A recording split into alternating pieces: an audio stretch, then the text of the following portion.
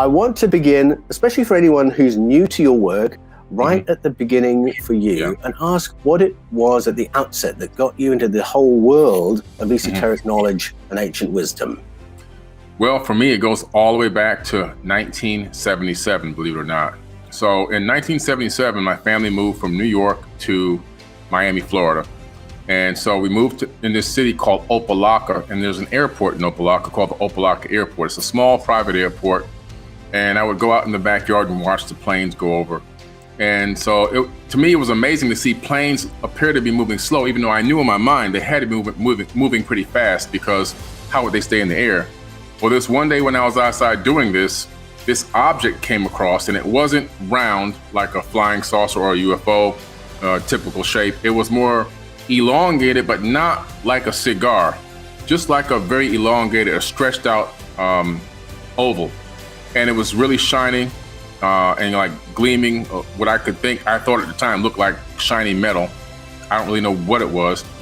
And it went across the sky. It cleared the horizon in seconds, not minutes. And right away I was like, whoa, what did I just see? And then it came back and it stopped much lower. Maybe now I can estimate about 200 meters above my head, completely silent. And then the next thing you know, gone the way that it came back in, completely silent. And even as a kid at the age of 7, I knew it didn't have a cockpit, it didn't have a tail, it didn't have wings, it didn't have a fuselage. I knew what I saw was not an airplane. So the next day I went to the Rainbow Park Elementary School, where I was going to school, 4 houses down from my house. I went straight to the library and I pulled out all the Encyclopedia Britannicas on aerospace. And I literally have started researching from 1977 to this current day. Aerospace is where I got started, looking into the original Google, the Encyclopedia Britannica. Yes, that's right.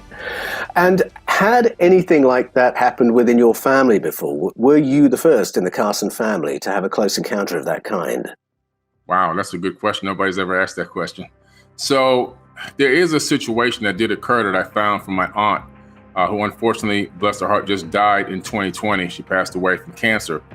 Now, my aunt was much older and lived in London, actually, most of her life. She left in her teenage years to go to London to become a TV star. She actually accomplished that. She was in James Bond. She was in some soap operas and a few other shows and movies. But she was kind of disconnected from the family on this side for quite a while. It was only see her on the holidays. She didn't have the internet. She didn't have cell phones.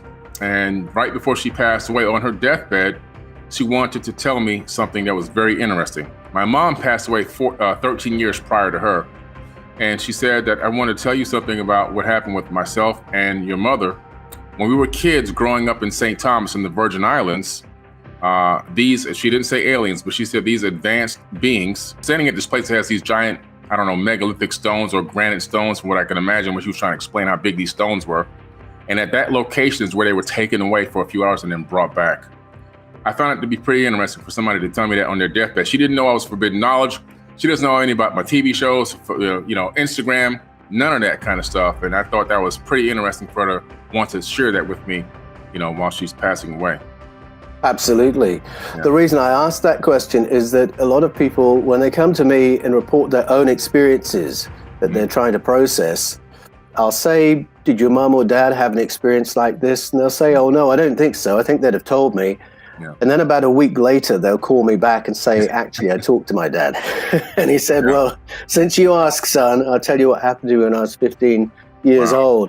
So there's often a longer story.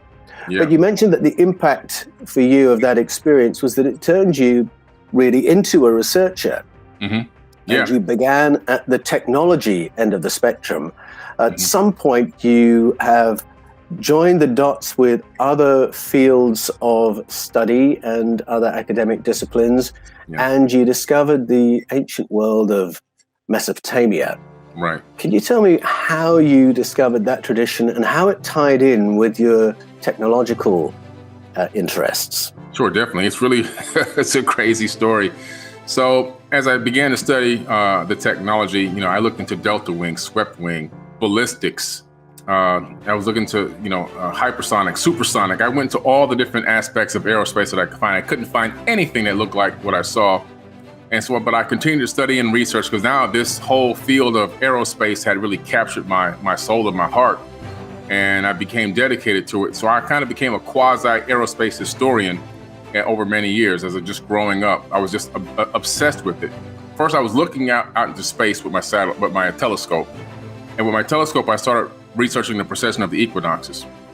The precession of the equinoxes and the speed in which the precession moves, I realized that the 27,000 years is really more like 25,000 years, and I was trying to figure out what would cause this speeding of precession, of the movement of the stars across the constellations across the sky.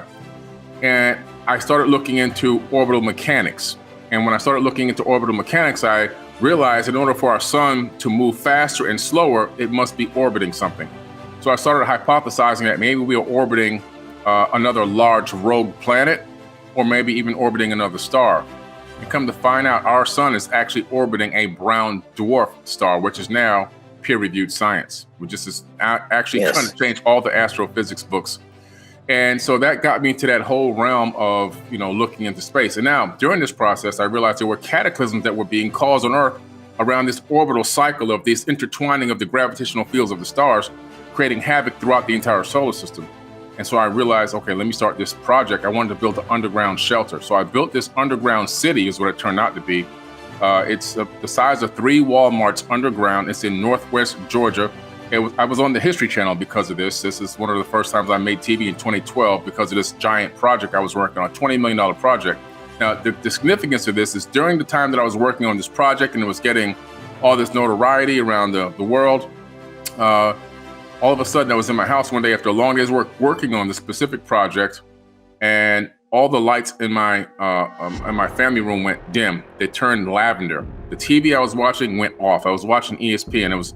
I wasn't tired yet. It was only like 9 p.m. I looked over my left shoulder to see if my boys were playing a trick on me, a prank.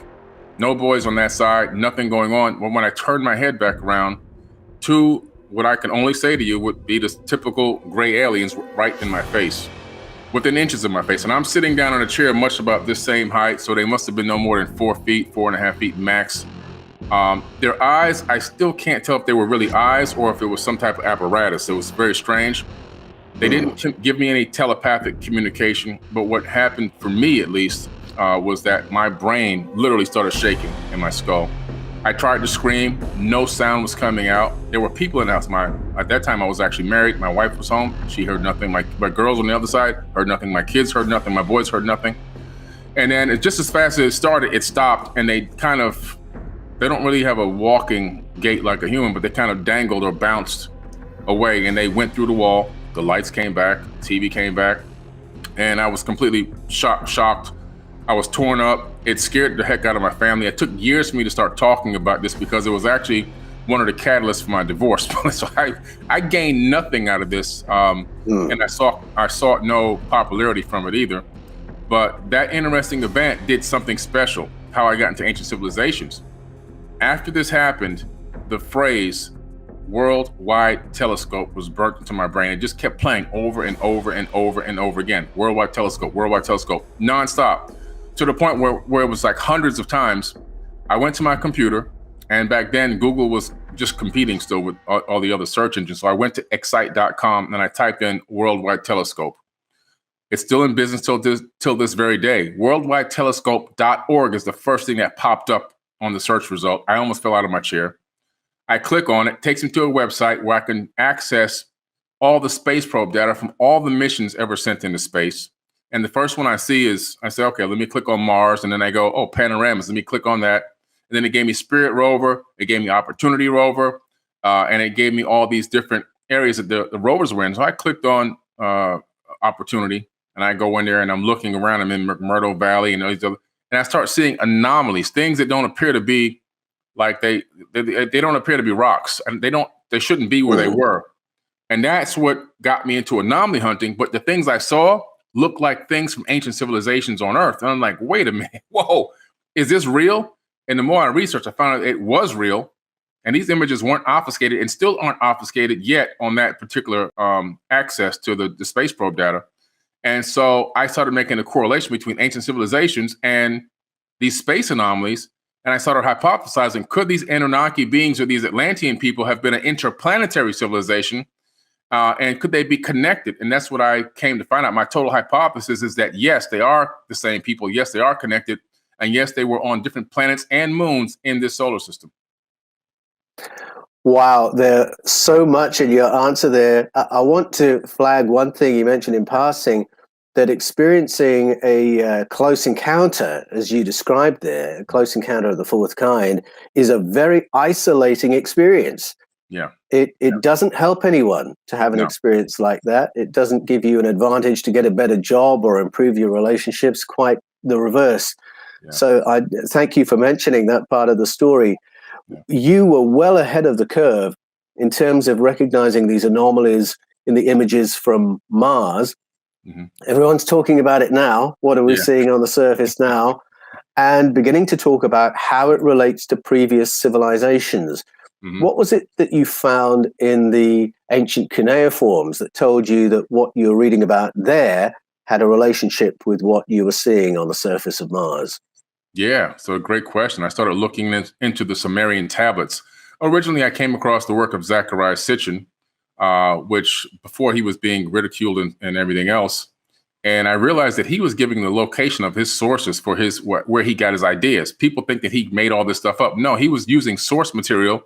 And I found that he was using material that was already translated long before he was born. I said, holy crap, this stuff is not what people think. You got to read these tablets. So I said, how can I find these tablets? I got into the Enuma Elish and the 7 Tablets of Creation. And I also got into the Epic of Atrahasis.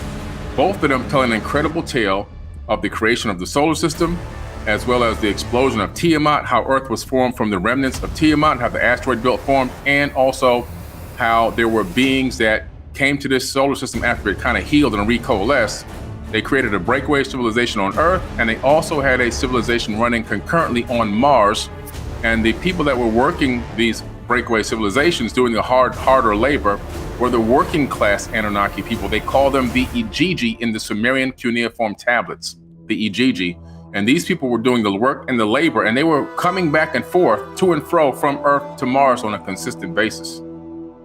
Point you made there that I think is really important is that Zecharia Sitchin was working off translations that were widely accepted concerning the meaning of the ancient cuneiforms. As you say, it wasn't Sitchin who was creating this interplanetary storyline. Right. It was there in the tablets. So how do you think it is that that information had lain dormant for so long until Zecharia Sitchin came along and said, hey, everybody, do you realize what this means? Yeah, you know, what happened was the story is so incredible and so mind-blowing, the average person can't wrap their mind around a civilization that could be potentially 1 million years ahead of us technologically, but that occurred, hundreds of thousands of years ago. So it's hard for us because we're human beings are such egotistical beings. It's hard to wrap our mind around that. So the tablets kind of just fell to the wayside. They really weren't oppressed or suppressed in any kind of heavy way, to be honest with you. As a matter of fact, I think that a lot of Hollywood producers had gotten their hands on some of these tablets and started utilizing them to create things like Star Wars and Star Trek and all these other star and space type films, taking pieces of them and adding their own creativity to it to create their own masterpieces out of them. And they said, look, nobody's reading these tablets. We'll use this to make these great movies. And it worked. And then all of a sudden, Zecharia Sitchin, he stumbles across a few of these tablets and starts realizing, wow, there's a lot here. And he reawakened everyone to the fact that these tablets are real, they exist, and they're fully accessible. We had to know something at theological college when I was training to be a minister about the Mesopotamian literature, because it's pretty clear that they are the source documents for the stories we're familiar with in the Bible. And I found what happened to us is that this was sort of noted, and then you handed your list of essays to write for your degree, and you pick a different topic. Yeah. And you never go back to the implications of, hold on, what does it mean that many of our God stories are based on stories of ET contact? Right. And it really was, for me, just a matter of time, of joining the dots, having the time to go back and say, wait a minute, what does that mean? Yeah. What relationship do you find between the religions that we're familiar with that have grown up on planet Earth and our ancestors' experience of ET contact? Oh man, great question. You see, the ancients, our ancestors, they're telling us exactly what happened. If anyone understands how hard and difficult it is to write in cuneiform onto clay and let it dry and become stone, it's a tedious process. You don't sit around underneath a tree and say, you know, I'm gonna wedge out about 200 or 300 of these stone tablets right and make up an amazing story. It just didn't happen that way. You got work to do. You got to toil the fields and get food on the table. So this was important information, probably as close to the truth as we're possibly going to get. And what I found is that when you look into these ancient texts and scriptures and cylinder scrolls and papyruses, you're finding out the fundamental basis of what religion is right now. They've taken from pieces of these texts, the Enuma Elish and the Seven Tablets of Creation, the Epic of Atrahasis, the Epic of Gilgamesh, which is primarily the full story of Noah, and the Enuma Elish, you get the creation story. You get separating the waters from the waters and all of that stuff, right? Yes. And then you also get into some of the Egyptian Book of the Dead, which makes it into some of the Old Testament and Proverbs. You get some of the Mahabharata, and there are even some of the Bhagavad Gita. And then in the Newer Testament, you're getting where Jesus is speaking. You're getting a lot of the Emerald Tablets of Thoth from 36,000 years ago. Jesus was just regurgitating what he learned in the mystery schools when he went to Egypt at the age of 12. So it's pretty interesting that the powers that be, they handpicked different pieces of information to create this canonized Bible. And really, when you look into some of these ancient texts, you go, well, how come their names aren't in this? Well, look, Marduk. Marduk is in the Sumerian cuneiform tablets, which predates the Bible by thousands of years. He's in the Bible and he's in the Torah. All these names, they're in there. Enlil and all these, they're all in these texts, but it's just been kind of overlooked. And these are the same people that masqueraded as gods, plural with an S, in these books, which then, due to the process of editing, they took the S off of the word God and made it singular to usher in the monotheistic mindset.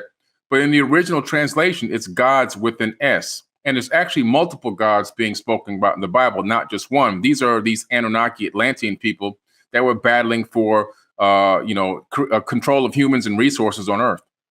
Your best-selling title, Compendium of the Emerald Tablets, takes us into the world of ancient Egyptian mythology. Mm-hmm. Can you tell me what those tablets are and why they are important? Oh, wow. These tablets are the most amazing things I've ever come across in a long time. About now, almost 11 years ago, I came across the Emerald Tablets of Thoth.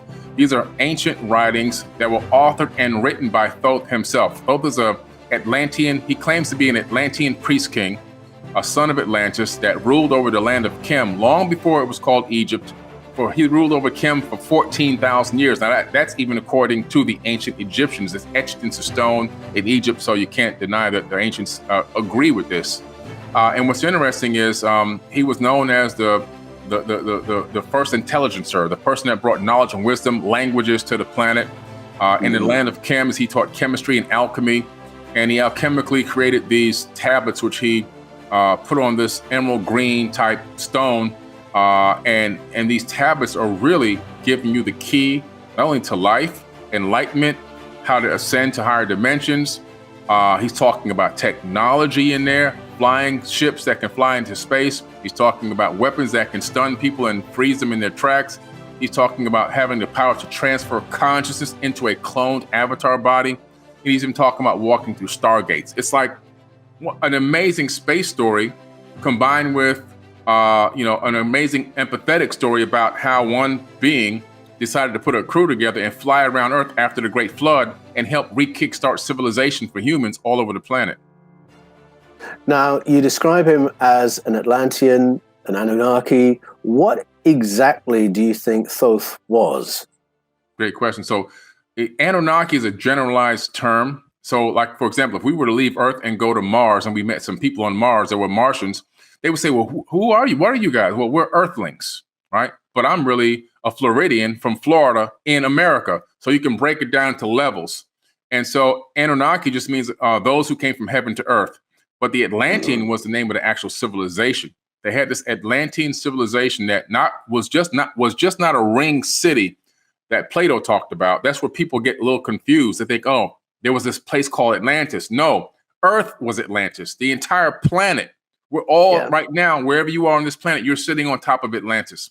It was a civilization. It's a civilization of global. We had capitals. That ring city that sunk in the Atlantic Ocean was one of many capitals of Atlantis, and they were also interplanetary. They weren't just on Earth. Going back to Thoth for a moment, when we find him depicted in the annals of ancient Egypt, he's depicted with the head of an ibis. Yeah. Now, how do we read that? Is that symbology, or did people simply paint what they saw? That's symbology for Thoth, and the reason why is because an ibis bird, it has its very long beak. Now, the way that it gets its sustenance, it has to stick its beak deep into mud. So the ibis bird sticks its beak deep into mud to get its food, to bring up sustenance. And so it's allegory of kind of bringing darkness to light is why they give him the head of the ibis bird. So it's not really his face. His face actually used to be on the Sphinx. The original face on the Great Sphinx in Egypt was not the face that's there now, and it was never a lion's face. It was Thoth's face. His father, Enki, ordered it to be his face.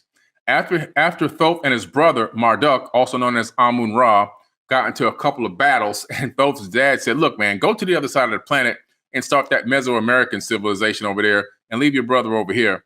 And so once he left, his brother recarved the face, which is why that head that's on there now is too small. He recarved the face of Thoth down to his own son's face. So the head that's on the Great Sphinx now is Thoth's nephew's face.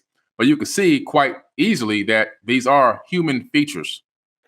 Anyone familiar with Doctor Who is familiar with the idea of a sort of a great tutor to humanity, someone who's here to assist humanity's progress, and a being that can incarnate in a succession of human avatar bodies.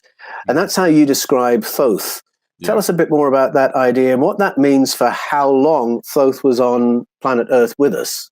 Man, he has this thing called the Halls of Amenti. And so the Halls of Amenti is this amazing place that I believe I discovered one of them in Egypt, which I'm going back again to document it even more in October of this year. There's many Halls of Amenti. The one I found, I believe, is his father's, Enki or Ptah. But the one that he used was underneath the Great Pyramid.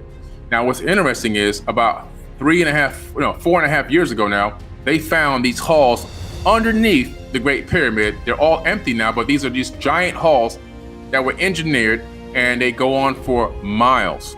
Pretty interesting. Now, in these halls, he had these chambers. He called them rejuvenation chambers, and he would actually create bodies or create these avatar bodies, not from cloning other people, but actually creating his own clones. How the particular process or technique, nobody really knows.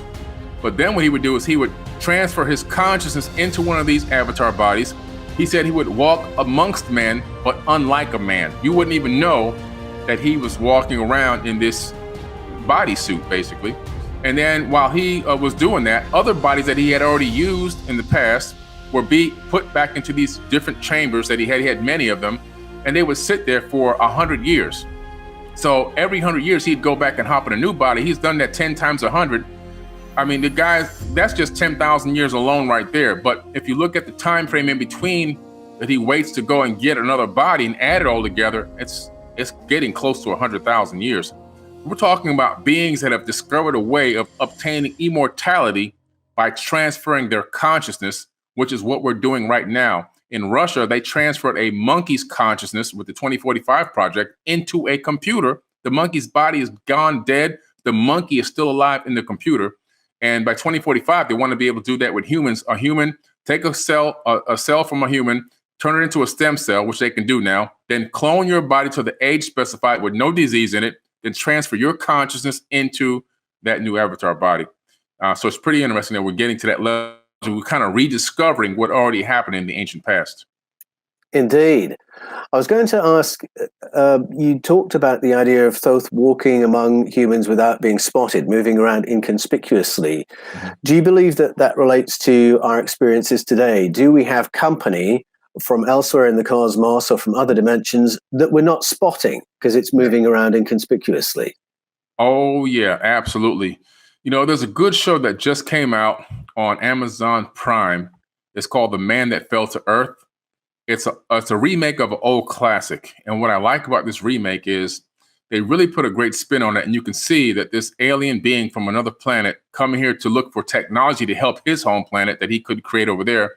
But he's walking around in a humanoid suit.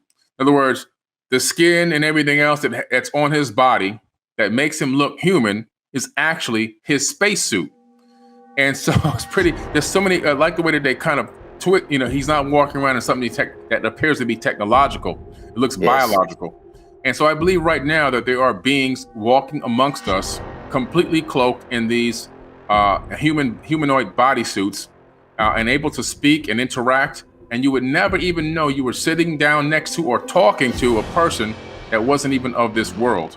And just like we do when we go to the wilderness, like you see on a National Geographic, a show where we go out into the wilderness and we begin to hide in these, what they call hides, and we videotape these animals, and we put hidden cameras inside of their dens so we can check them out. We want to monitor them and watch how they live and how they thrive or don't thrive.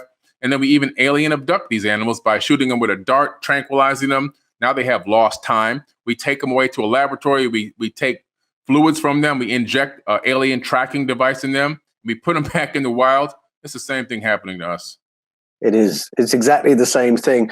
It's a little bit lowering when you sort of wake up to the possibility that we might be some mid-ranking species in the great cosmic family. And it takes people a bit of adjusting to. But I've come to that conclusion, and I hear that echoed in ancestral narratives, world mythology from all around the world. Yeah. I want to go back to the technology question, because I've heard you speak a number of times on the amazing mathematical properties and correlations that relate to the Giza plain and the mathematics of the Great Pyramid of Giza. That tells us that pre-dynastic Egypt had advanced science and advanced technology. Can you say a little bit more about where that science came from and then where it went? Absolutely. So what's interesting, when you look at the Great Pyramid and Giza Plateau, you begin to realize that it's an absolute architectural masterpiece. Now, what's interesting about the actual mathematics encoded into the Giza Plateau, surrounding temples, and also into the Great Pyramid and all the surrounding pyramids, it's a mathematical system that allows us to predict a lot of incredible things. For example, encoded into the Great Pyramid is the actual speed of the Earth around the sun. Also encoded into the Great Pyramid is the speed of the sun around the galaxy. I mean, these are things that can't be coincidences. And you can also calculate based on the size of the pyramid stones themselves and the base. You can calculate things like the distance to the sun and the distance to the moon. You can even calculate an astronomical unit, an AU, which is a space of measurement used to measure how far a planet is away from our yellow sun, an AU. And so that's all encoded in there. If you look at the Giza Plateau from the top down, from high level down, and you look at the surrounding pyramids and the temples, I have a great animated video that shows you when you connect lines in a specific way, you create this pattern that allows you to make a complete to scale image of the interplanetary solar system. In other words, you have Mercury, Venus, Earth, and then Mars. And you have them down precise to scale to the astronomical unit and the sun directly in the middle. So Giza itself, the plateau, is actually a map of the interplanetary solar system that we have right here where we live. Pretty interesting. And also the height of the Great Pyramid is the average height of all the landmass peaks on Earth. To do that, you need an orbiting polar satellite orbiting the planet this way and scanning the planet as it rotates on its axis so that you can take all the topographical data, you can calculate all the heights, count the total number of peaks, divide them by the average height. And when you get that number, then you can build a pyramid to that height. The other thing is that the Great Pyramid is located at the direct center of landmass on Earth, not the center of the Earth, the center of landmass, which means you need a polar orbiting satellite to calculate landmass and find that exact spot, boom, where to put the Great Pyramid.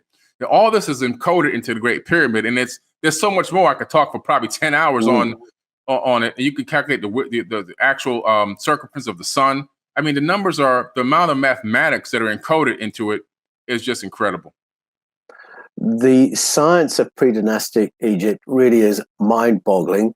We've also got references, certainly in pictorial form, in the hieroglyphics, among the hieroglyphics, I should say, of ancient technology that was using sound to move enormous blocks, things like that. What happened to that technology? Is it all buried in the vaults of the Smithsonian? Well, some of it is in the Smithsonian. Some of it is buried underneath the Vatican. I think the majority of things discovered that are left without being destroyed from just time are at the Vatican. A lot of people have to realize that these great pyramid structures and these ancient temples are all built out of stone. They were designed to last the test of time, but the technology that was inside of them, the handmade technologies that were put together and put inside of them to use to work in conjunction with these energetic locations, that technology in a lot of cases was either taken away or over time, it literally just turned back into dust, rusted away, turned into dust, just based on being exposed to the bare elements. And then whatever was discovered was then swiped away and taken away either to the Smithsonian, the Vatican, and even some, most likely, some of the really deep buried, incredible technologies taken away to different militaries and space agencies for investigation and research into what they could have been. What I find interesting is that some of that technology is referenced not only in the world of ancient Egypt, it's there in the Mesopotamian texts, it's there in the Bible as well, just a translation away from being blindingly obvious. Yeah. And in my research, I found this amazing fluid relationship between those three cultures, three traditions, three civilizations. Can you say a little bit about what you discovered of the connection between the biblical tradition around Moses and the world of ancient Egypt? Wow. The Moses story is really an amazing story for a couple of reasons. The first reason is if you really look at the story of Akhenaten, Pharaoh Akhenaten, you discover that there was actually a pharaoh. This pharaoh was the father of Tutankhamun, or King Tut, as we call him. Now, Akhenaten had a very elongated head, a very strange, weird-shaped body, and he started worshiping Aten, the sun disk, or also Amun-Ra, also known as Amun-Ra. And he was getting direct instruction from Amun-Ra. He was telling him, look, I'm the only God. I'm the one and only God. There'll be no other God but me. And also, I'm a jealous God, and so forth and so on. A lot of quotes that made it into the biblical text. And what he was telling Pharaoh Akhenaten is he wanted him to usher in monotheism. So he had Akhenaten start to go around Egypt with the military and start to chip away all the noses and faces and all the other gods, no matter where they were statues, whether they were hieroglyphs, chip them away. And today, when you go to Egypt, you find out thousands of years before other people even came in, this Pharaoh Akhenaten, other groups of people to take over Egypt, you find out that Akhenaten had already chipped away a lot of the history in some of these temples. And the reason why he was doing this, he was trying to honor the one and only God, usher in monotheism, and bring in this one God religious mindset. And so the people around him, they was like, man, this guy's erasing our history. We got to get rid of this guy. So they start to put a lot of pressure on him and banish him from Egypt. But he goes into the Great Pyramid and he takes the Ark of the Covenant out of that stone box. That stone box in the top of the king's chamber is actually the exact dimensions of the Ark of the Covenant, which was needed to power the Great Pyramid because it had lost its power slightly because the aquifer that used to run up right close to the pyramid and run underneath it had slowly over time moved away from the Great Pyramid, kind of breaking its technology. So the Ark of the Covenant was the finishing piece to help continue to allow it to generate wireless power. He snatched that and took all the followers that he had acquired into this one world religion and fled out of Egypt. This is why Pharaoh came after him in the biblical story. It's not because he had a change of heart, like it says in the book. It's because he realized that the Ark of the Covenant had been snatched and the source of power was taken away. It would knock them back into the Stone Ages. And so he then sent all the chariots after him. Now, he didn't, in the Bible, there's a mistranslation. He did not cross the Red Sea. He crossed the Sea of Reeds, which is a much smaller, easier to cross and nearby sea. He did cross the Red Sea, Sea of Reeds. Now, what's interesting, if you do a geological rewind on the tectonic plate activity in the region, which we can do now through computer simulations, you find that around that same time period, there was actually a huge earthquake, which would have caused a tsunami. Now, tsunamis suck water out and then it comes crashing back sometimes 2 or 3 hours later. It would have been a perfect opportunity or perfect timing, so to speak, for them to cross the Sea of Reeds before the water came crashing back to drown the chariots coming that was ordered to kill them by the Pharaoh, the new Pharaoh. So it's pretty interesting how this whole story kind of laid out. But I really do believe that Moses, the story of Moses, is more, in my opinion, might be more likely Pharaoh Akhenaten, and that the story is a little bit off there. But pretty interesting that after he goes, and in the Moses story, he goes up to the mountain and he gets these 10 commandments, thou shalt not kill. Then he comes down and he kills everybody for making a calf. I don't know, man. It's a lot of contradictions in that book. That's a good point. Do you have a theory as to what the Ark of the Covenant was and what happened to it? Yeah. So the Ark of the Covenant was a technological device that was a real incredible power source. It may have been even a nuclear power source, because when you read the description of what happens when you're not wearing the right type of attire to handle it, you see that the people are having what appears to be radiation sickness, hair falling out, eyes bleeding, nails falling out, vomiting, and all these things, all these signs.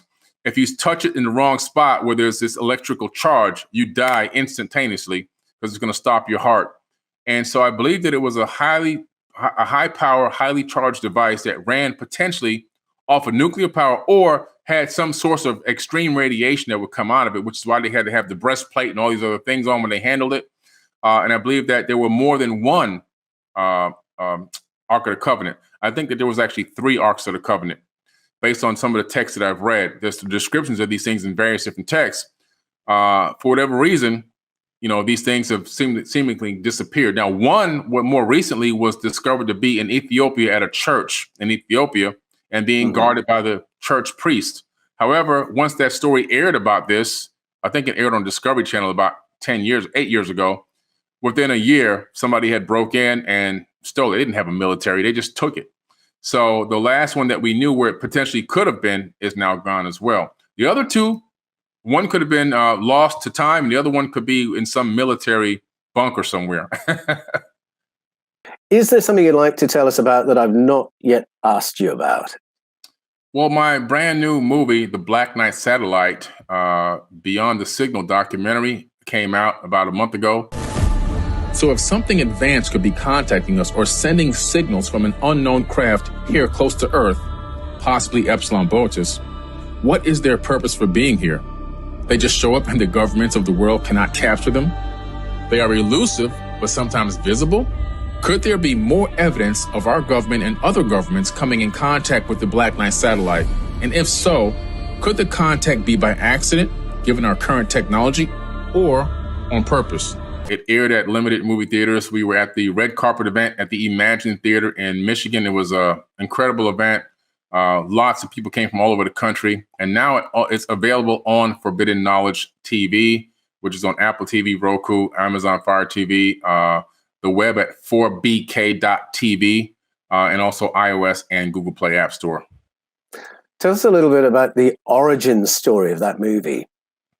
Man, I was researching aerospace, and I came across this forum post about the Black Knight satellite. And I said, what is this? I looked into it. It was about 10 years, 12 years ago. I'm like, what is this? And so as I dug into it, I saw it appeared to be something that was really there. People had been talking about it. I looked a little bit deeper, and I just saw basic standardized YouTube videos about it, nothing really in depth, just the standard facts that we kind of knew. And I said, if this thing is true, we need to dig deeper. I started looking deeper into it, and I was able to make a link between the Black Knight satellite and Enlil from the ancient Sumerian cuneiform tablets, the Babylonian god named Enlil, also known in the Bible as Yahweh. And so I said, wow, this is his all-seeing eye that he talked about. It has the ability to orbit the Earth pole to pole and see what's going on the planet, see population densities, see farming and everything else. And so I said, this is interesting. I think it's linked to this guy. Now, when I looked into the story about the decoding of the signal that's been picked up from this thing, from Nikola Tesla in the late 1800s to 1950s with ham radio operators, to 1960 with Duncan Lunan, who was a journalist for Time magazine, that his article about this got published in Time magazine in 1960, that it really exists up there. The military had been tracking it and everything else. The signal says it's coming from the Epsilon Boötis constellation, but where it was in the sky about 11 to 13,000 years ago. So this thing is around the time of the Ice Age, either before or at the end of the Ice Age. It's ancient. And when I saw that, I realized that in the ancient Sumerian text, the owner of the Epsilon Boötis constellation, the owner of it, because people own constellations, people, was Enlil. So I said, this thing is a huge story. Oh my goodness. So I linked it all together and I got some of the top researchers in the world on this documentary, and it is crisp. It's one of the most amazing documentaries I think anyone will see to date on the Black Knight satellite. The all-seeing eye is a fascinating motif in ancient mythology, and you can find it referenced embedded into the words of the Bible even. The word Elyon, the Most High, as a pictogram references. The word Ruach, which is often understood as the Spirit of God, actually references the all-seeing eye that's observing this flooded planet. It's an amazing topic. Everybody should go and see this movie. Billy, we could talk for ever and a day, and every answer you've given is really a potential interview all itself. But we'll have to pause in a moment for today. But before we do that, tell us how we can keep up with all the things that you're up to at the moment. The best way to find out everything that's going on is go to forbiddenknowledge.com, forbiddenknowledge.com, and our TV network, which is 4bk.tv. We have over 6,000 videos up there now. A lot of them great documentaries, movies, shows, wisdom teachings, and lectures and conferences from all around the world. So check us out at Forbidden Knowledge. Billy Carson, it's been an absolute pleasure. Thank you for joining us today. I hope this will be the first of a number of conversations, the beginning of a long conversation. But thank you for joining us today on The Fifth Kind. Thank you so much.